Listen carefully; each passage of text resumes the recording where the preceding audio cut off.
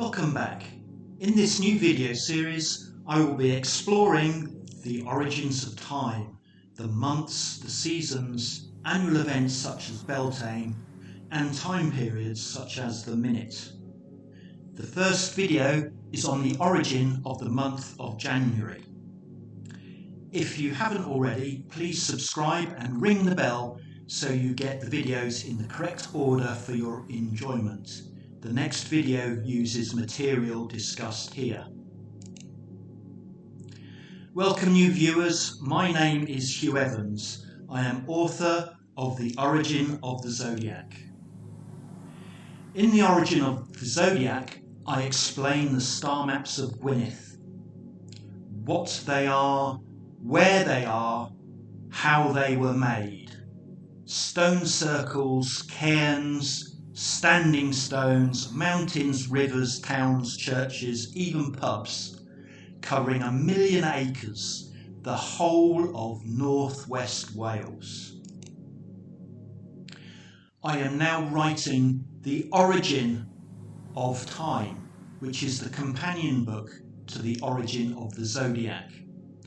This video and others in this series will demonstrate the contents of The Origin of Time. The full work will be available in the book. In The Origin of Time, I will explain the remaining questions: the who, the when, and most importantly, why. Who made the star maps? When were they made? And why were they made? The star maps of Gwynedd may demonstrate for the first time the conceptualization and comprehension of time. So let's consider January. We are told that January is named after the Roman god Janus, who was their prime solar deity. Janus has two faces, one looking backwards, an old face, and one looking forwards, a young face. But where did Janus get his name from? The Romans pronounced his name Janus. There are several Latin words for door or passageway, as the god Janus was also the god of gateways and doorways. We have Janua, which is the entire doorway or entrance, or Foris, which is just the face of the door leaf itself. We can get a better understanding perhaps from the Roman scholar Cicero and his colleagues. They thought Janus was the god of beginnings and transitions. The Romans considered Janus distinctly their own, according to Wikipedia. But is that true? Because we know that the Etruscans had a god called Culsans, who was also a solar deity, who was also god of doorways and gateways, and also had two faces, and predated the Roman god Janus. The Romans credit their second king, Numa Pompilius, circa 500 BCE, the first king after Romulus, who created Rome, with creating the calendar, including the month January. Numa Pompilius was of Sabine origin. So here we see Italy from 750 BC to 500 BCE, before current era. And the right box edged red is equal to the red box on the left. And you can see the Etruscan Empire or lands from 750 BCE or even before that, and you can also see the Sabines. And on the right at the bottom you can see Rome. It was only a small city at 500 BCE. The Sabines called January Ian Uar, and the end component, is Latin, and that meant the month of Janus or Janus. According to some writers and academics, including Wilson and Blackett, the Etruscans migrated to Italy from Mesopotamia. Their journey was a similar journey taken by the Cymry, who returned to Britain. So let's look at the Cymry, or Welsh word for January, being perhaps the representation of an antediluvian language and an ancestor of Etruscan, which may give us more explanation. So in Welsh, which approximates to ancient British, January is Ionawr. Ionawr can be broken down into 3 syllables. I means to, into, towards, around, on both sides of. And let's remember that the god Janus has 2 faces, which is both sides of. On means what is superior or continuity, and Eon is a first cause or the Lord. Hour is an hour, but can also mean more generally time, and this is where hour comes from. Ore is gold, and again this is where the Latin-based words for gold comes from. Hour also means flowing, and this is actually where hour for the word for an hour or time comes from, because that is time flowing.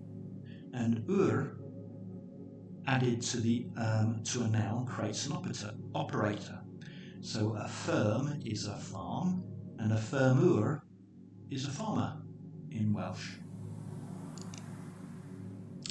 So Ionawr means around, on both sides of, what is superior, continuity, perhaps the golden lord of time, a flowing operator.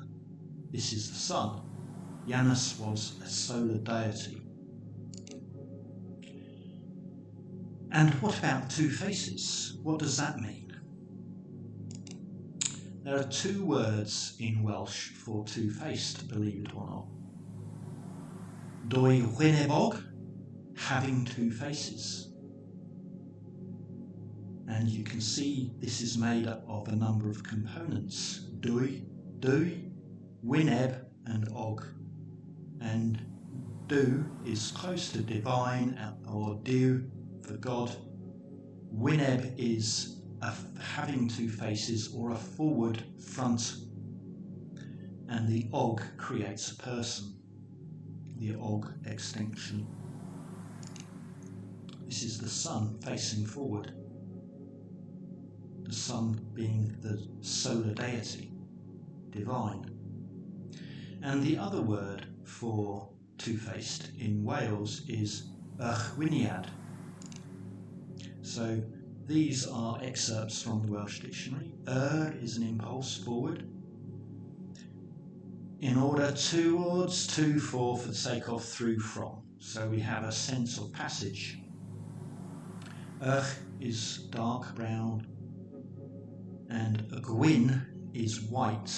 So we have the dark and the light. And yrchwyn is a side or a stead.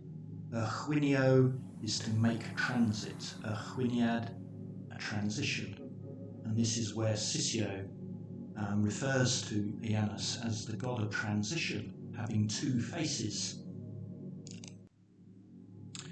So the sun facing forward, and Yrchwyniad is with the suffixes I or and ad, it makes a person of 2 sides, dark to light. So what is this all referring to?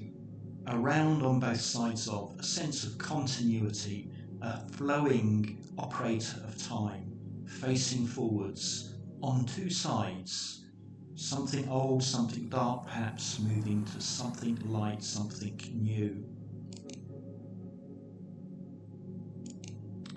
It is the winter solstice, the sun ending the period at its lowest point and reaching the point of greatest darkness, it transitioning through the solstice and into the new period of increasing lightness, the young year starting from the winter solstice, if you want to measure from that point. That is what is being referred to by the two faces of Janus. And there is no intrinsic explanation in Latin.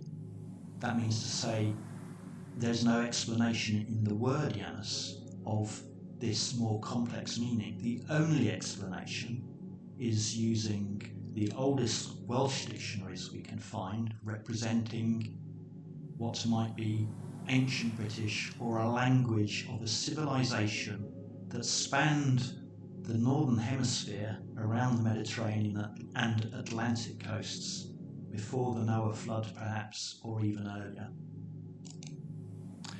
So over this series we will be looking at the year and the seasons, the equinoxes and the solstices. We will also be looking at the cross-quarter days, which are Imbolc, Beltane, Lammas and Samhain. They are all explained using this ancient language, and they all have intrinsic meanings which describe what they are, which is what you would expect if you were trying to explain something. They are all made up of this modular language, so none of these words can be reversed into the language, since each module is shared with other words. So this is part of the proof of the origin of time. And I will be expanding on this and revealing the remaining lost constellations in my book, The Origin of Time. So thank you for watching. There are other videos that also demonstrate this methodology. Please subscribe, ring the bell, and give it a thumbs up and share it with your friends, because I would really like you to help make sure this information is never lost again. Thank you very much for watching. See you next time.